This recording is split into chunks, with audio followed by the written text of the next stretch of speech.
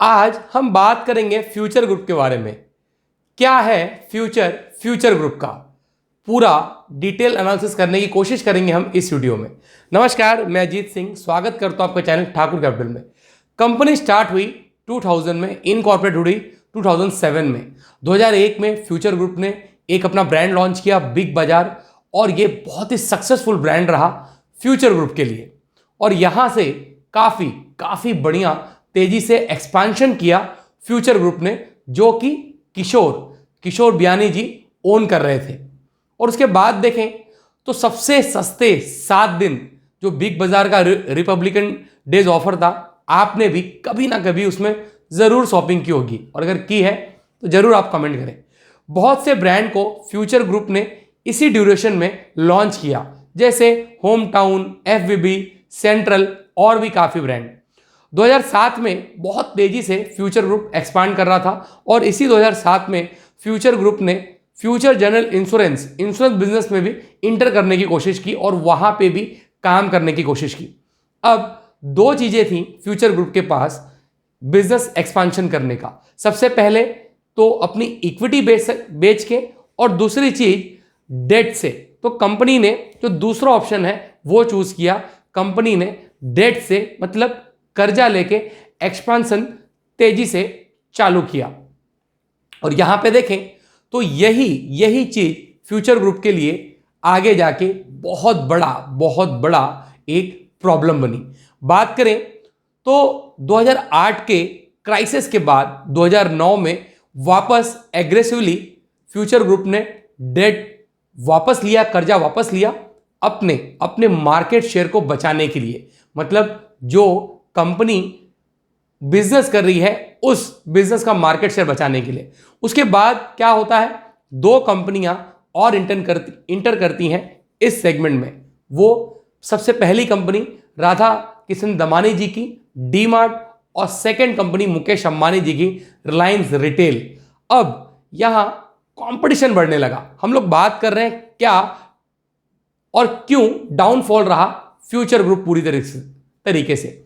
2012 में देखें तो कंपनी का डेब्ट काफी हो गया था, और कंपनी ने एक अपना फेमस ब्रांड पेंटालून्स के 50.1% स्टेक बिरला ग्रुप को सोल्ड कर दिए। अब 2019 तक कंपनी पर 12,778 करोड़ का कर्जा अभी बाकी था। अब 2019 के बाद कोविड आया और लॉकडाउन अनाउंस किए गवर्नमेंट ने, और इस 4 महीने के लॉकडाउन में किशोर बियानी जी ने एडमिट किया कि उनको 7,000 करोड़ का रेवेन्यू लॉस हुआ। अब कंपनी एक ऐसे स्टेज में पहुंच चुकी थी कि कंपनी के पास ऑप्शन नहीं था, सिर्फ एक ऑप्शन था कि कंपनी वो बेच दे और इस चीज से वो बाहर निकले। फ्यूचर ग्रुप ने रिलायंस वेंचर, मतलब जो कहीं ना कहीं रिलायंस इंडस्ट्री की एक सब्सिडरी है, उसे कांटेक्ट किया और वो फ्यूचर ग्रुप को सेल करने के लिए अप्रोच किया। तब यह सब चल रहा था, तो हम लोग देखें कि अमेजॉन की एंट्री कैसे होती है इस सब चीजों में, जो वर्ल्ड की ई कॉमर्स की सबसे बड़ी कंपनी है। अब समझें कि कैसे अमेजॉन की एंट्री हुई और रिलायंस और अमेजॉन कैसे आमने सामने आई। बात करें तो फ्यूचर ग्रुप ने जब अपने बुरे दौर में जब गुजर रही थी फ्यूचर ग्रुप, तो वो बहुत से ब्रांड अपने सेल कर रही थी। और तब फ्यूचर ग्रुप ने 2019 में फ्यूचर कूपन्स के 49% के स्टेक 1,400 करोड़ मतलब 1,400 करोड़ में अमेजॉन को सोल्ड किए थे। और इसी डील में अमेजॉन को 3.5% का स्टेक फ्यूचर रिटेल में भी मिला था। अब देखें तो इस एग्रीमेंट से एक ऐसी चीज थी कि 3 से 10 साल में अमेजॉन फ्यूचर ग्रुप में प्रमोटर्स की होल्डिंग भी बाय कर सकता है, या और भी एक्सपांशन कर सकता है, या फ्यूचर ग्रुप को कभी भी अगर प्रमोटर्स की होल्डिंग बेचनी है तो सबसे पहला अप्रोच वो अमेजॉन को करेगा। अब देखें तो कोविड लॉकडाउन के बाद फ्यूचर रिटेल अपने स्टेक सेल करता हुआ दिखा रिलायंस रिटेल को, और यहां कहीं ना कहीं CCI competition of commission of India का अप्रूवल भी मिल चुका था इस डील के लिए। अब यहां पे सबसे पहले यह बात पता चली अमेजॉन को, और अमेजॉन ने कहीं ना कहीं इस चीज को गलत माना और SIAC Singapore international arbitration centre में इसे रिपोर्ट किया और इसका जजमेंट अमेजॉन के फेवर में आया। और अमेजॉन के फेवर में आने के बाद अमेजॉन ने उस जजमेंट को दिल्ली हाई कोर्ट में दिया और बात की दिल्ली हाई कोर्ट से कि रिलायंस और फ्यूचर ग्रुप का जो डील है उसे रोका जाए। और दिल्ली हाई कोर्ट ने कहीं ना कहीं जो इंटरनेशनल आर्बिट्रेशन का जजमेंट था उसे एक रिस्पेक्ट दी और उन्होंने डील रोक दी। उसके बाद फ्यूचर ग्रुप जाता है सुप्रीम कोर्ट और सुप्रीम कोर्ट में वो अप्रोच करता है कि जल्द से जल्द इसे कंप्लीट किया जाए, नहीं तो वो NCLT में जाना पड़ेगा उन्हें। मतलब कंपनी कहीं ना कहीं बहुत बुरे दौर से गुजर रही है। वहीं अगर देखें तो फ्यूचर ग्रुप की हालत दिन ब दिन खराब होती जा रही थी बिकॉज ऑफ डेब्ट। और ये जो लड़ाई है अब तक 2 साल हो गए और एक कंटिन्यू चलती रही। अब देखें एट प्रेजेंट में तो आज फ्यूचर ग्रुप के ऊपर 28,000 करोड़ का कर्जा है, जिसमें 20,000 करोड़ बैंक के हैं और 8,000 करोड़ अनसिक्योर क्रेडिटर्स के हैं। मतलब आज 28,000 करोड़ का उनके ऊपर एक कर्जा है।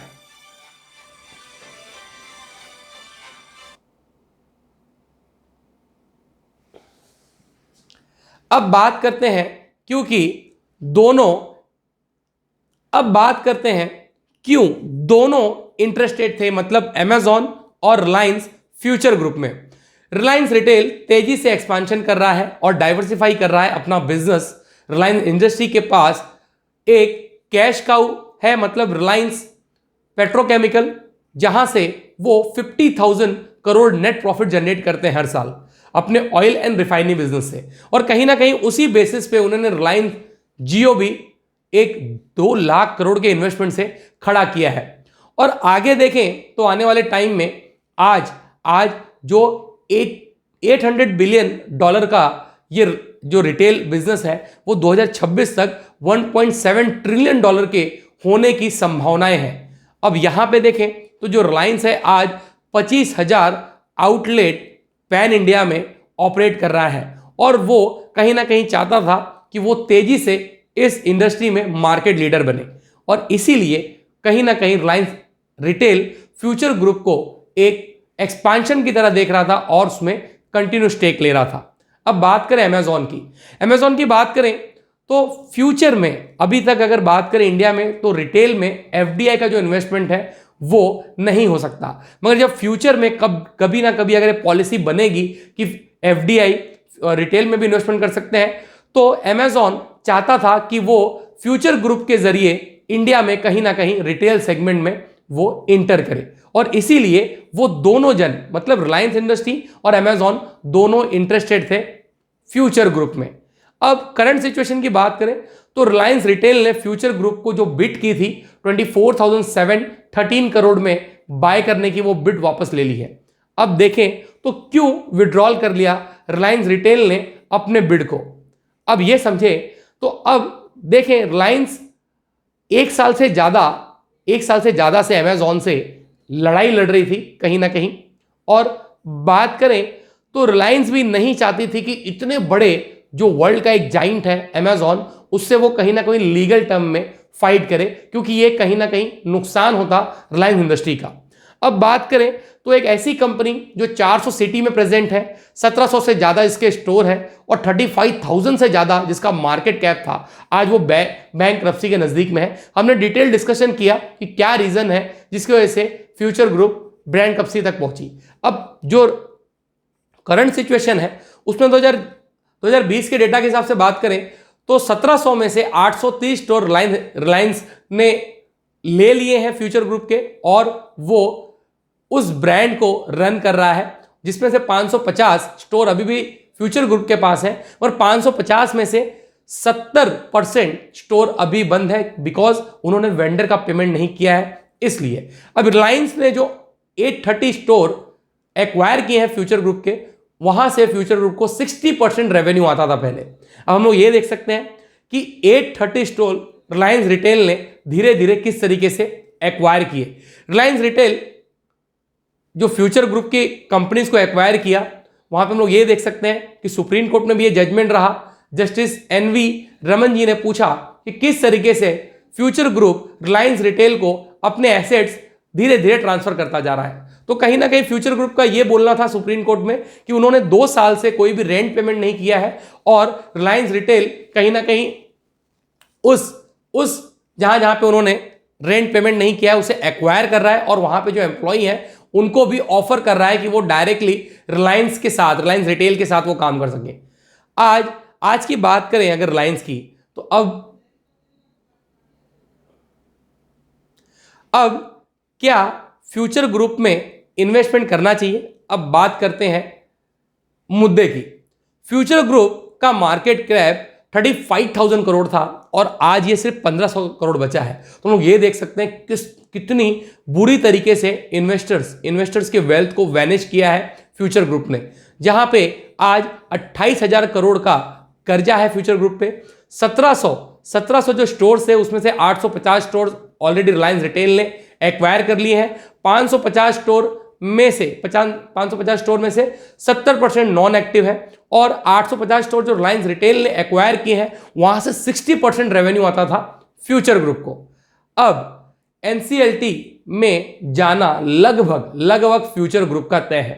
ये 3 मेजर रीजन रहे फ्यूचर ग्रुप के खत्म होने के।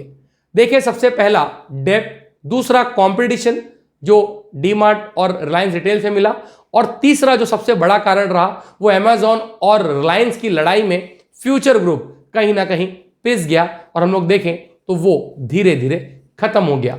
अगर हम लोग देखें तो फ्यूचर ग्रुप का अगर डील हो जाता रिलायंस इंडस्ट्री से तो कहीं ना कहीं वो बच सकता था। हम लोग देखें तो जो 2 बड़े जाइंट में हम लोग ने देखा कि किस तरीके से फ्यूचर ग्रुप पिस गया।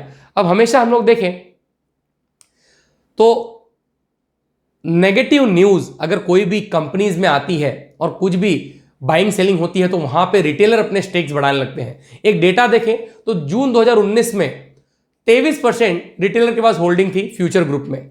बाद में जून 2020 में तो ये बढ़ के हो गई 36% और एट प्रेजेंट की बात करें तो 76% रिटेलर के पास फ्यूचर ग्रुप के होल्डिंग्स पड़े हैं, शेयर्स पड़े हैं। बाकी जो एफआईज और डीआईएस कंटिन्यू बेचते जा रहे हैं। ये वीडियो सिर्फ एजुकेशन पर्पस के हिसाब से था, ये वीडियो कोई रेकमेंडेशन नहीं है बाय और सेल का, मगर मैं ये जरूर बात करूंगा कि अगर मैंने फ्यूचर ग्रुप में अगर इन्वेस्टमेंट किया होता तो इस लेवल पे या इसके पहले मैंने उसे जरूर बेच दिया होता। अगर ये वीडियो आपको पसंद आया तो जरूर आप इस वीडियो को अपने फ्रेंड और रिलेटिव के साथ शेयर करें कि अगर उन्होंने फ्यूचर ग्रुप में कहीं इन्वेस्टमेंट किया है तो जरूर इस वीडियो से उनको हेल्प मिले। नमस्कार, धन्यवाद।